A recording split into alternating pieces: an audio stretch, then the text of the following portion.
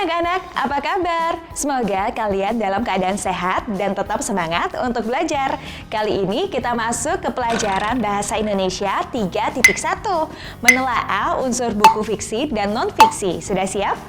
Tujuan pembelajaran kita kali ini agar siswa mampu menelaah unsur buku fiksi dan non-fiksi. Saatnya kita memulai pelajaran kita. Anak-anak, unsur-unsur yang terdapat dalam sebuah buku adalah tema, tokoh, penokohan, latar, alur, amanat, dan sudut pandang. Pada pembahasan sebelumnya, materi ini sudah dibahas juga sebelumnya. Semua adalah unsur-unsur di dalam sebuah teks. Jenis bacaan.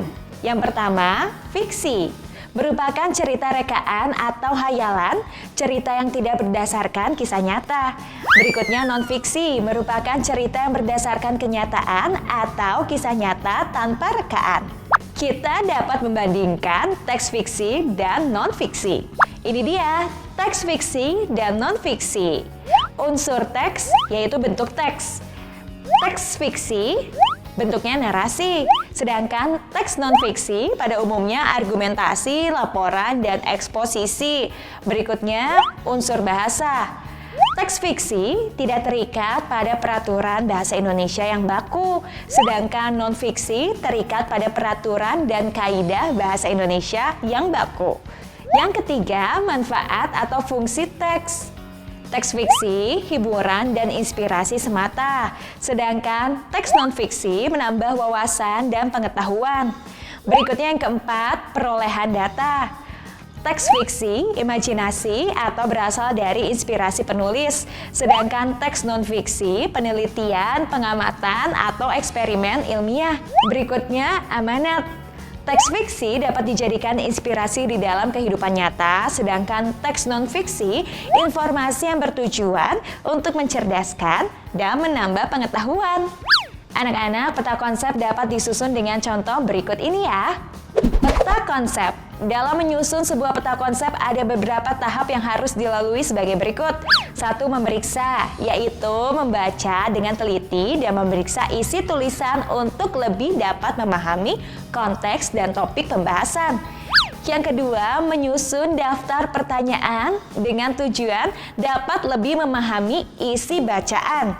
Yang ketiga, membaca ulang secara intensif isi bacaan agar dapat menjawab pertanyaan-pertanyaan yang sudah disusun. Yang keempat, mengingat setiap jawaban yang sudah dituliskan agar dapat menyusun garis besar isi bacaan.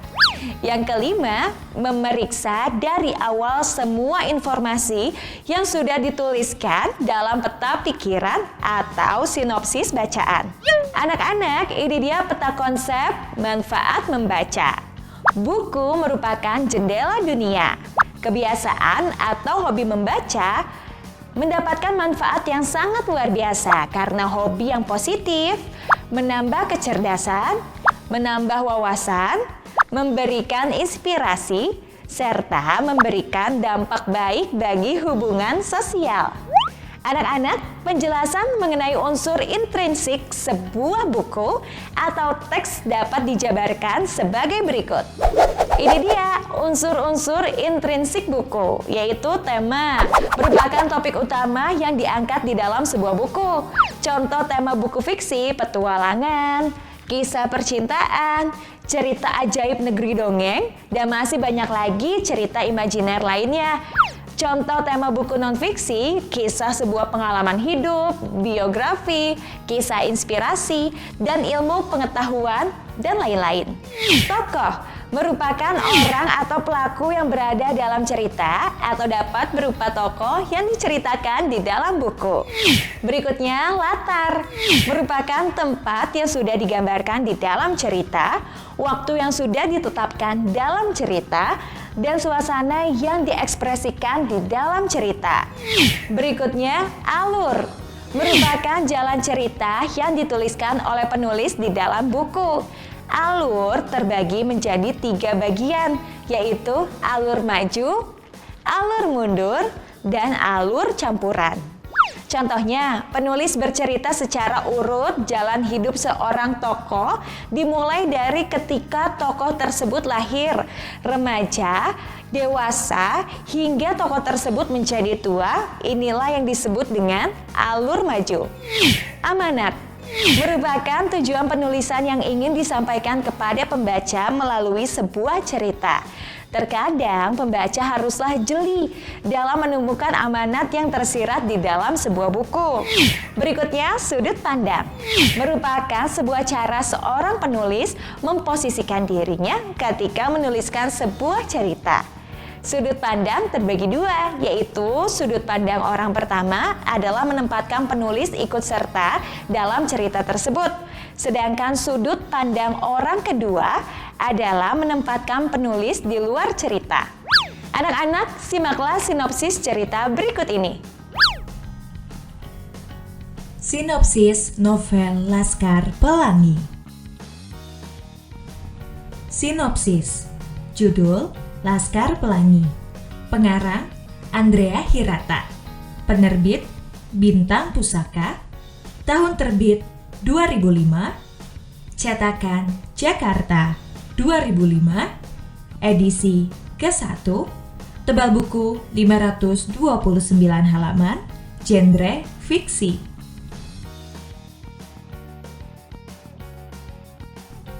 Laskar Pelangi. Novel Laskar Pelangi karya Andrea Hirata ini merupakan buku pertama dari seri tetralogi. Selanjutnya, ada kisah dengan judul Sang Pemimpi, Edensor, dan Mariamah Karpov. Secara garis besar, kisah Laskar Pelangi yang menceritakan kisah hidup 10 anak SD atau sekolah dasar di Belitung, di mana mereka hidup penuh dengan keterbatasan.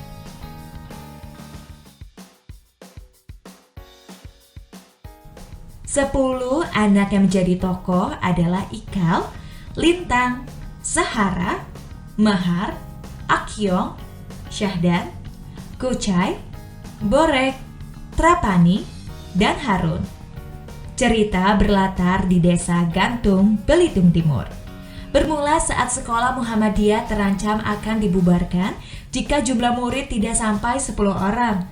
Tetapi saat pendaftaran hingga terancam ditutup, murid yang terdaftar hanya 9 saja. Kecemasan terasa di antara para murid-murid saat upacara penutupan akan dilakukan oleh Pak Harfan, sang kepala sekolah. SD Muhammadiyah adalah satu-satunya sekolah di mana anak kurang mampu bisa mengenyam pendidikan. Oleh karena itu, mereka sangat berharap tidak terjadi penutupan sekolah. Di saat yang bersamaan, datang Harun, seorang anak dengan keterbelakangan mental bersama ibunya, untuk mendaftar menjadi murid di sekolah tersebut.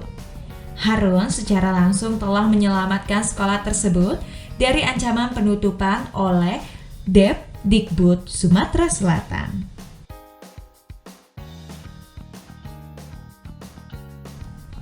Berbagai hal terjadi selama mereka menjadi murid SD di Muhammadiyah. Seperti saat Akio membuat tertawa saat sesi perkenalan, atau kelakuan ajaib Borek dan Lintang yang harus menempuh perjalanan jauh setiap harinya untuk bersekolah.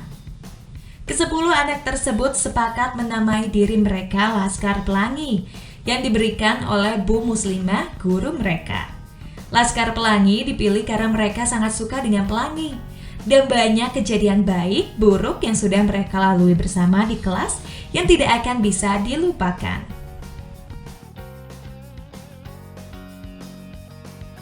Salah satu peristiwa yang menarik adalah saat Mahar mengajak teman-temannya untuk ikut lomba karnaval dengan menari.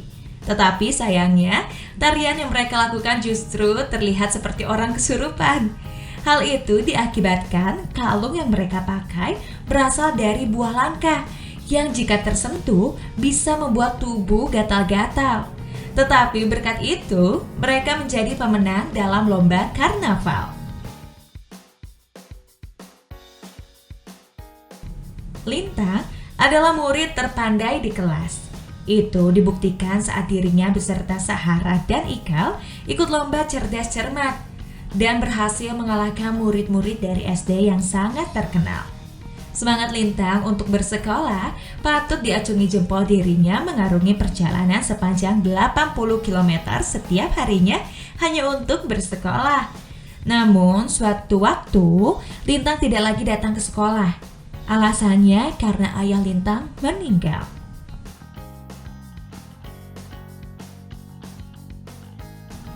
Akhir kisah dari ke-10 anak Laskar Pelangi ini, Ikal bertahun-tahun kemudian bisa melanjutkan studinya di Paris. Sedangkan siswa lainnya menjadi orang berpengaruh di Belitung. Melalui kisah Laskar Pelangi, kita diajarkan bahwa segala kekurangan yang ada tidak menjadikan alasan untuk menempuh pendidikan. Seperti mereka yang harus bersekolah dengan kondisi fasilitas yang sangat seadanya. Juga persahabatan yang tulus mampu membawa mereka mewujudkan mimpi. Kata-kata yang bertinta merah merupakan unsur-unsur intrinsik sebuah buku ya. Pertanyaan, yang pertama, apa tema novel Laskar Pelangi? Novel ini memiliki tema persahabatan. Berikutnya, apa yang menjadi latar cerita ini? Cerita berlatar di Deas Gantung, Belitung Timur. Bermula saat sekolah Muhammadiyah terancam akan dibubarkan jika jumlah murid tidak mencapai 10 orang. Siapakah tokoh dalam novel Laskar Pelangi? Yaitu 10 anak yang menjadi tokoh adalah Ikal, Lintang, Sahara, Mahar, Akyong, Syahdan, Kucai, Borek, Trapani, dan Harun. Konflik apa yang diangkat dalam novel ini? SD Muhammadiyah adalah sekolah satu-satunya yang berada di sana. Sekolah tersebut terancam tutup dikarenakan jumlah murid yang tidak mencapai 10 orang. Pesan apa yang ingin disampaikan oleh penulis dalam novel Laskar Pelangi? Melalui kisah Laskar Pelangi, kita diajarkan bahwa segala kekurangan yang ada tidak menjadikan alasan untuk menempuh pendidikan. Seperti mereka yang harus bersekolah dengan kondisi fasilitas yang sangat seadanya. Juga persahabatan yang tulus mampu membawa mereka mewujudkan mimpi. Bagi sebuah buku non-fiksi, unsur-unsur yang terdapat di dalam buku tertulis secara urut dan saling berkaitan. Anak-anak, pelajaran 3.1 sudah selesai. Sekarang kerjakanlah latihan yang terdapat dalam buku kegiatanmu. Ayo semangat!